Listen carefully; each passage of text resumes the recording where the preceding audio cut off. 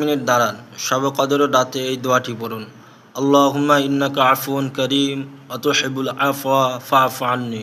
অর্থ, হে আল্লাহ, আপনি অতি দয়ালু ও ক্ষমাশীল, আর ক্ষমা করাকেই আপনি পছন্দ করেন, সুতরাং আপনি আমার গুনাহকে ক্ষমা করে দিন। এই হাদিসটি সুনান তিরমিজির 3513 নম্বর হাদিসের মধ্যে এসেছে। আম্মা জান আয়েশা রাদিয়াল্লাহু আনহা থেকে বর্ণিত, আইয়ু লাইলাতিন ইন আলিমতু আরাইতা ইন আলিমতু আইয়ু লাইলাতিন লাইলাতুল কদরি। অর্থাৎ আম্মা জান আয়েশা আল্লাহ রসুল সাল্লাল্লাহু আলাইহি সাল্লামকে জিজ্ঞাসা করলেন, ইয়া রাসূলুল্লাহ, আমি যদি জানতে পারি যে লাইলাতুল কদরের রাত কবে, তাহলে আমি সেই রাতে কোন দোয়া পড়ব? আল্লাহ রসুল সাল্লাল্লাহু আলাইহি সাল্লাম বললেন, কুলি আল্লাহুম্মা ইন্নাকা আফুন করিম ওয়া তুহিব্বুল আফওয়া ফাফু আন্নি।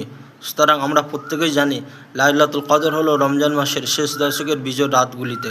সুতরাং আমরা রমজান মাসের শেষ দশকের বিজোড় রাতগুলিতে এই দোয়া পড়ার অভ্যস্ত করি।